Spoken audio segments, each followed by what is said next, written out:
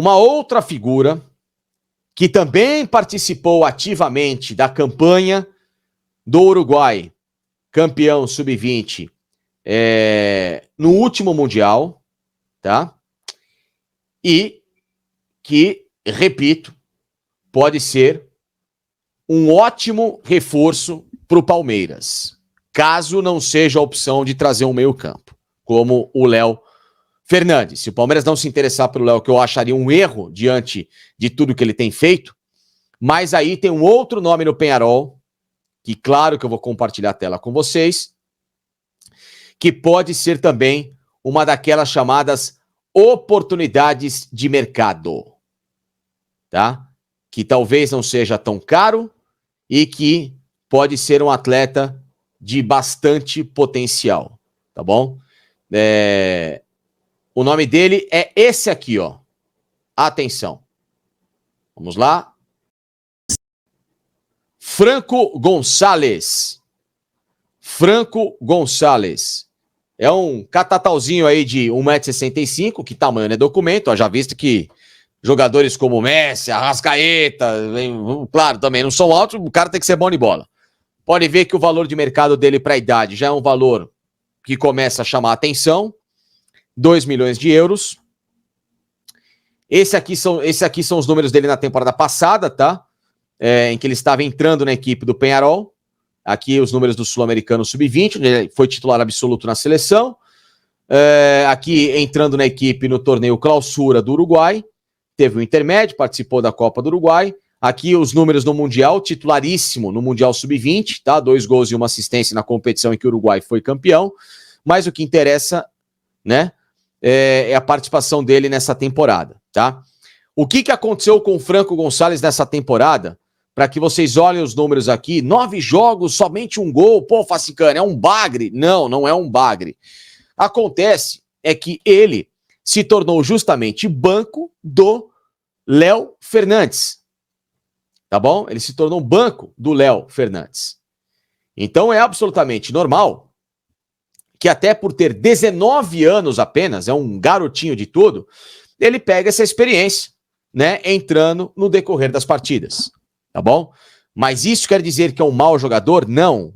Ele é um jogador extremamente versátil. Ele faz 3 posições aqui, como vocês podem ver. 1, 2, 3, 4. Joga como um segundo/terceiro homem de meio campo, meia centralizado e atua nas 2 bandas. O Franco Gonçalves, de apenas 19 anos. Talentoso, também tido como um garoto de muito futuro no Uruguai, com participações nas seleções de base, como vocês checam aqui, e que pode ser essa opção com um contrato também até o final do ano que vem. Ou seja, em resumo, né, voltando aqui para a tela com vocês, meus amigos, o Palmeiras, em conversas com o Peñarol, se interessou por alguns jogadores. O único deles que eu não consegui obter confirmação, mas eu trouxe todo o lado dele, a situação que pode ser uma possibilidade do Palmeiras atravessar um negócio, que nem é com o Peñarol, mas que tem a ver com o Peñarol, é o Léo Fernandes, ex-Fluminense, jogador que tá arrebentando na temporada, arrebentando, tá jogando demais, né, com 19 participações em gols em 20 jogos disputados, com uma participação em gol em média no Campeonato Uruguaio, tá? Que pertence ao Toluca, que o contrato com a equipe do Peñarol termina no meio desse ano. E os outros nomes, né, que estão no radar do Palmeiras, um por um, o Damian Garcia, volante de 20 anos, da base do Peñarol, cujo contrato termina agora, neste ano, e que o empresário dele já falou que não quer renovar com a equipe do Peñarol, talvez deixar uma porcentagem lá, mas quer valorizar o cara. Inácio Sousa, outro jogador de meio campo, volante da equipe do Peñarol, tá bom? Que reveza justamente a posição dele com o Damian Garcia, também da seleção de base do Uruguai. E, por fim, o outro jogador que eu falei para vocês é o Franco Gonçalves, tá bom? Franco Gonçalves, que é um meia centralizado, muito bom jogador, também da seleção de base do Uruguai e que só não é titular justamente por causa da chegada do Léo Fernandes. Além do lateral direito que eu tinha esquecido, agora voltei aqui, o Pedro Milans, esse titular da equipe do Peñarol nessa temporada na própria Libertadores, tá bom? Então, ó, deixem likes aqui pra mim. Likes, né? Porque eu fiz um monte de explicação, trouxe um monte de coisa, trouxe sonora, trouxe, sabe, Jesus amado, e vocês só deram 2.200 likes. Vamos para 2.500 likes pelo menos. Dá para chegar lá, vocês não conseguiram nem bater a meta de 2.000 likes pelo visto, é isso? Parabéns aos envolvidos, hein? Não é possível, cara. Depois vocês reclamam de lives ruins que existem por aí, tá bom? E, meu amigo, tá de sacanagem você, cara, que é obtuso, que não entende de bola e que vem aqui lacrar sem ter a menor noção até do que eu tô falando, de quem são os jogadores, amigo. Cai fora daqui, cara. Vai estudar futebol antes de escrever groselha, cara. Some, entendeu? Fora. Que mala, cara. Puta, como eu detesto gente mala. O cara não tem a noção, né? Eu devo ter falado grego, que o cara é... Ah, amigo, vai te catar. Vai no PlayStation, então, e contrata jogador. Vai ser feliz sozinho. Entendeu? Enfim. Likes aqui, tá bom? Likes pra gente atualizar outras duas informações, tá bom? Eu não tenho absolutamente nada, tá bom? Aliás, antes dessas duas, sobre o Gabriel Menino e também o Luan zagueiro que vocês estão perguntando, tá bom? E não há a menor chance, respondido. Fim, eu não vou inventar notícia, gente. Ô, tá louco. Tá bom? O Flamengo. A gente tá vendo aí, Mário, os confrontos todos, né? Então, repassando, Galo contra o São Lourenço, Fluminense aguarda a definição no grupo C, Tajeres e River, confronto local, Colo-Colo e Júnior Barranquilla, esse aí ficou desequilibrado, né? Assim, pelo menos dois que a gente considera mais fracos. Nacional e São Paulo, Botafogo e Palmeiras, Peñarol e o primeiro do grupo C, e o Flamengo e Bolívar. E aí pode cair o Grêmio ali como o primeiro do grupo C, ou também teremos Grêmio e Fluminense, caso o Grêmio passe na segunda colocação. Então, ou o Atipato. Ou o Atipato, claro. Que são essas situações. Bom, eu acho que em termos de confronto mais equilibrado, a gente vai falar de Botafogo e Palmeiras, não só pelo confronto local, Marra, que a gente conversava ontem, mas pelo contexto todo recente das duas equipes. Bom dia. Bom dia. Tudo bem? Tudo bem. Bom dia, Bruno Vicari. Bom dia, fã de esportes. Rafael Prats, eu não vou nem dar, porque eu já estou dando bom dia para ele, já tem um tempão. Bom dia, Rafael Prats. Bom dia. Sim, né? Chama mais atenção. Não só porque é um confronto local também, né? É que tem uma rivalidade grande na temporada passada. Terminou a temporada, ficou uma rivalidade de direção. E é um jogo que o Botafogo está jogando muita bola contra o Palmeiras, que até não vive o seu melhor momento. É preciso destacar isso. Nos últimos anos, o Palmeiras estava jogando mais. Só que, se você pegar ali todos os confrontos, o Abel é o técnico que está há mais tempo à frente do time dele. E isso tem feito muita diferença. Mas faz diferença a ponto de ganhar o jogo? Muitas vezes sim. Porque ele conhece melhor os jogadores já percorreram um longo caminho com ele, já entendem qual é a temperatura daquele confronto, a temperatura do jogo. Então, sim, não dá para desprezar isso. É um trabalho já de muito tempo e é um trabalho vencedor. Quem deu mais azar aí, ô Prats? Quem tá desse lado aí, que tem o Palmeiras, o Botafogo, o São Paulo, o Flamengo. Pensando nos brasileiros, né? Ou quem está do outro lado, e aí a gente inclui o Galo, o Fluminense, porque deve encarar o River também. O River deu sorte, hein? Vamos falar a verdade? Você acha, Bruno? Não deu sorte? Não deu, assim. Acho que o River Plate fecharia esse sorteio, se alguém apontasse antes que, olha, o caminho vai ser esse. Se o River pudesse fazer um pedido, ele faria exatamente do jeito que tá. Mas tem algumas coisas traiçoeiras no caminho ali. O quê? O Atlético Mineiro, obviamente que é. O atual campeão está no mesmo lado do River Plate. É que a gente falando de um time que fez a melhor campanha da fase de grupos. Agora, não só começa um outro campeonato, como esse intervalo de quase 3 meses, muda muito a figura e a cara da Libertadores. É claro que a gente olha para os confrontos. Mas isso talvez beneficie o River. Também. O Tajeres pode perder jogadores. Também. Agora, a gente olha para os confrontos, claro que a gente chama muito a atenção esse jogo Palmeiras e Botafogo, que eu considero que são 2 postulantes ao título. Então, um vai ficar pelo caminho, acho que sim. Botafogo também. Botafogo tem dado sinais muito bons, coletivos. O time tende a fazer uma campanha boa no Brasileiro. Estar bem no Brasileiro vai certamente impulsionar o time que vai jogar Libertadores no mês de agosto, quando vai acontecer essa fase oitavas de final. Alguns times me parecem que estão sólidos hoje, a gente não sabe como eles vão estar daqui a 70 dias, 60 e poucos muita dias. coisa. Né? É muito tempo, mas é um confronto, se você falar o que mais chama a atenção, um grandão vai ficar pelo caminho nesse confronto. Um grandão em relação a pensar em título. Ou Palmeiras ou Botafogo. Isso dá uma pequena dimensão do tamanho desse jogo. Porque esse período aí de 2 meses, eu lembro de 2 exemplos que senti na pele, Mari. Um lembra Palmeiras e Flamengo, a final da Libertadores de 21, a semifinal foi disputada 2 meses antes. Isso.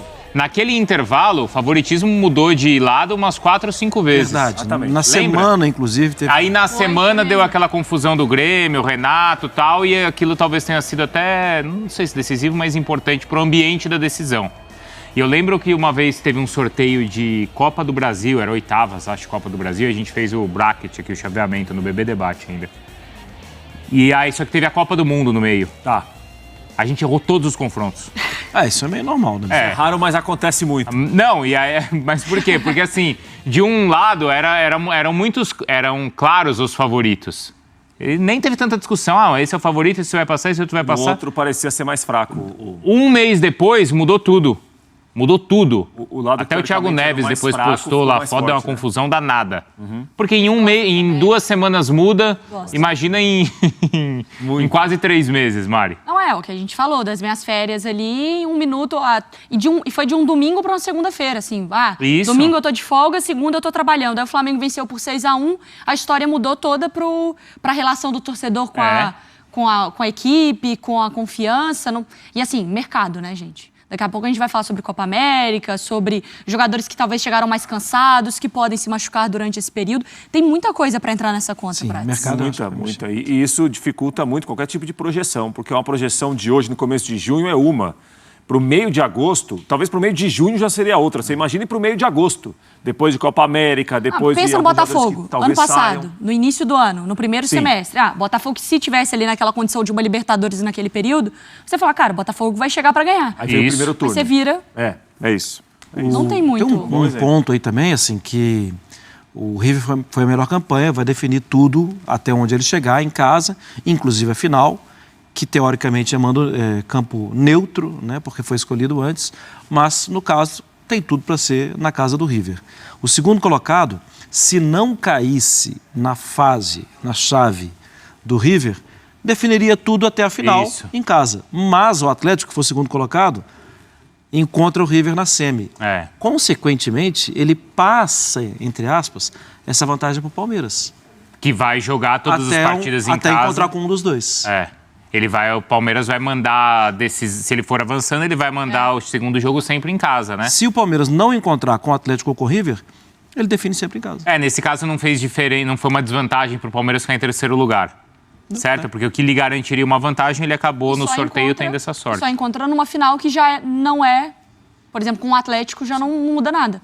Porque é neutro para os dois. Só o River que mexeria nisso, né? A gente tem uns caminhos aí, para o fã do esporte dar uma olhada. Então, o lado direito aí da sua tela, com São Paulo e Nacional, né? Botafogo e Palmeiras.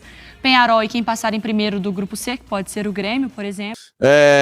Primeira informação sobre o Gabriel Menino. De verdade, ele é um nome que o empresário dele, o Nick Arcuri, tem como um dos grandes trunfos para buscar clubes em janelas de transferência. E deixem superchats também. Eu fiz um monte de explicação aqui, não veio nenhum, só veio 5 aqui, quer ver? O Renato Gonçalves aqui, Cheguei agora, tô vendo do começo. Tem como falar dos meninos do Sub-10? Desculpa, Renato, não acompanhei ninguém do Sub-10 do Palmeiras, cara. Peço desculpas aí. Obrigado pelo superchat.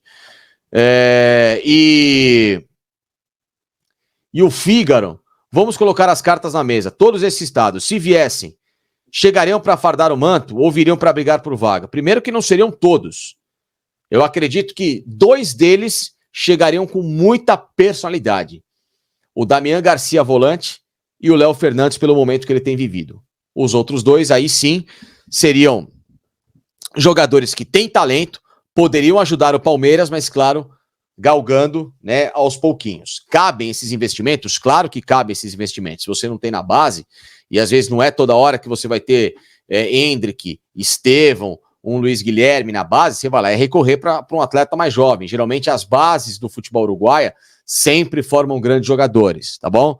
Mas os caras que chegariam para ontem para o time titular, para brigar por vaga, Damian Garcia e também o Léo Fernandes, tá bom? Minha modesta opinião. Então, superchats como eu tenho lido aqui. Sobre a história do Gabriel Menino, deixa eu ver aqui, ó, o João Antônio, está falando dos meninos destaques da base do Corinthians e Flamengo, João Paulo Sampaio. Ah, cara, desculpa, mas é legal, bacana, super positivo comprar moleque sub-10, mas não dá pra fazer projeção com um garoto sub-10 aqui na live, né, pessoal? Pelo amor de Deus, né, João?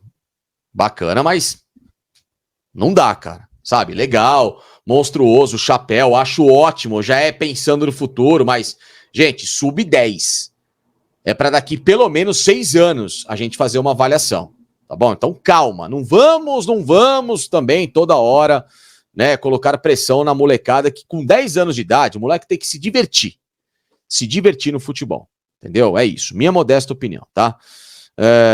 Vamos lá, mas não dá pra saber, Rafael, se é estilo Estevão, não dá, sub-10, cara, a gente vai saber depois se vai ser Estevão, depois se vai ser o Estevão, entendeu? Depois, tá bom? É isso, tá? Vamos lá.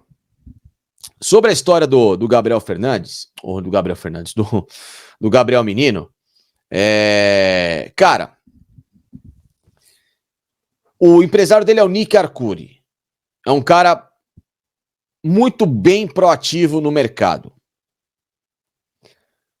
Porém,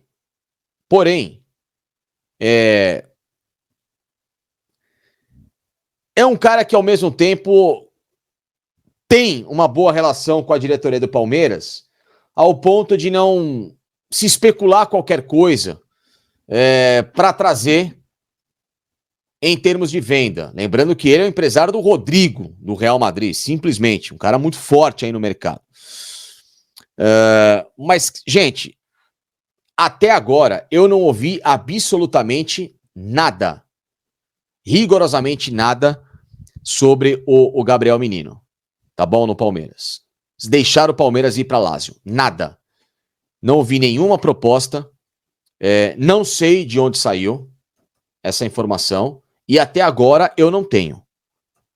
Tá bom? Então, que o Gabriel Menino é um jogador que, na primeira boa proposta que o Palmeiras receber, ele vai pensar com carinho para vender o jogador? Sim. Só que, até agora, eu não ouvi nada. Nenhuma proposta. Eu adoraria que o Palmeiras pudesse vendê-lo. Adoraria. Mas não é o momento. E o problema é que tem muito cara aí que fica caindo em notícia que às vezes sai num Twitter que não se sabe nem qual é o Twitter. Diferente, por exemplo, dessas informações que eu trouxe, que veio de um jornalista renomado lá do Uruguai, um cara que acompanha o dia a dia do Peñarol, que entrevistou o presidente do Peñarol e que mostrou todas as informações, que aí você vai batendo com um, vai batendo com o outro e vai trazendo os nomes que eu falei, olha, aqui esses nomes aqui são os caras que estão no radar do Palmeiras. Isso é você trazer uma informação. Então tem que tomar muito cuidado de onde que surgem essas coisas. Eu acabei de abrir aqui uma busca. Um perfil chamado Texano 411-68552. Ah, na moral, né, gente? Na moral, né? É nisso que vocês estão se baseando hoje? Porque tem que tomar muito cuidado. Muito cuidado. E muita gente cai nisso, hein? E cai nisso. Tá? Cai nisso. Então, repito, não há nada agora naquilo que eu tenho informação sobre o Gabriel Menino. Gostaria que ele fosse vendido? Sim, porque para mim é um cara que ainda tem potencial de revenda e não tá jogando nada. Para mim não vejo mais ciclo dele no Palmeiras. Seria ótimo para ele, para o Palmeiras, para todo mundo. Daí a eu virar aqui e falar, é realmente a Lazio que é o jogador. Primeiro que, convenhamos, né? A Lazio é um clube italiano de alta competitividade, que disputou recentemente Champions League e tudo mais, é um clube grande na Itália. A Lazio não vai querer um reserva do reserva no Palmeiras, né? Será? Não. Então, vamos analisar que... Será que a Lazio daria, assim, 13, 14 milhões por Gabriel Menino, que tá na reserva do Palmeiras? Ele não vale mais tudo isso. Ele não joga futebol para 14 milhões de euros. Então, antes de virem postar as coisas, os caras têm que analisar o que é o mercado de futebol. Como é que se trabalha em relação a negociações, a ir atrás de fato daqueles que têm boas informações. Se amanhã tiver uma proposta pelo Gabriel Menino, checada, apurada, eu vou trazer para vocês. Falar, olha, ontem não tinha, hoje tem. Pode até ser da Lazio, mas hoje não. Repito, porque se os caras estão retuitando @Texano 411-68552, desculpe o termo, mas puta que pariu, hein? É muito desespero pra dar barrigada, é quem não tem nenhum compromisso. Jesus amado, Deus me livre e guarde.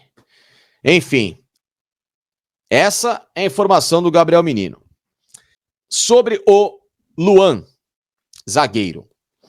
Eu perguntei hoje para um colega meu, que foi o mesmo que no ano passado, me deu a informação do Krasnodar da Rússia que tinha interesse no Luan. Lembra? Informação que foi confirmada.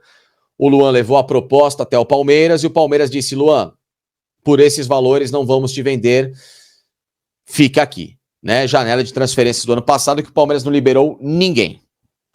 Dessa vez a história é um pouco diferente, tá? De fato, não há ainda ao Palmeiras uma proposta pelo Luan. Mas o Luan sabe que sim, clubes do México estão interessados no futebol dele. O Toluca, que já se interessou, segue ainda com essa mesma possibilidade. Alô, Palmeiras, o Toluca é o clube do Léo Fernandes, hein? O América do México, através do André Jardine e também do Paulo Vitor, que era o técnico do Palmeiras do Sub-20, que é o auxiliar dele, além de uma outra equipe que eu não consegui confirmar, mas esses dois sim, tá? Eu li que falaram a respeito do Leão do México, acho que foi isso, né? Mas o que eu sei, com quem eu bati a conversa, foi a história do Toluca, que também tem a possibilidade, porque gosta muito do futebol do Luan e teve o nome dele vetado pelo Palmeiras, e também o América do México, tá? O que eu sei é que, por hora, tá? O Palmeiras ainda não recebeu a proposta, tá? O Luan já sabe da história. E o Luan, por ter 31 anos, e como hoje ele não se sente mais tão prestigiado no elenco do Palmeiras, apesar de gostar muito do Palmeiras, repito, Luan dos caras mais profissionais, por mais que muita gente torça o nariz, mas o Luan dos caras mais profissionais que existem no Palmeiras. É um cara que não entra em polêmica, um cara extremamente sério no dia a dia. Esse sim, não é de panelinha, sempre ajudou muita gente, nunca reclamou injustamente, como nessa temporada, ele ser reserva.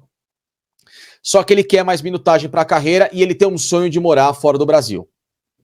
Isso é uma informação que eu já sei desde o ano passado, quando eu trouxe com exclusividade a informação do Krasnodar.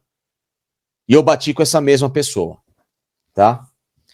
Só que diferente do ano passado, a proposta que está se especulando é até melhor que a do Krasnodar. Tá? Se amanhã eu confirmar que de fato a proposta já chegou ao Palmeiras, beleza. Eu não tenho ainda essa informação de que já chegou. Eu até acabei de ler aqui, tá? Que eu vou dar o crédito à pessoa, porque quando a pessoa é decente, para mim vale crédito, tá? Quem deu a informação de que a proposta já está com o Palmeiras, eu ainda não tenho, tá? E não quer dizer que eu esteja certo. Eu posso estar atrasado. Então, para deixar bem claro, tá?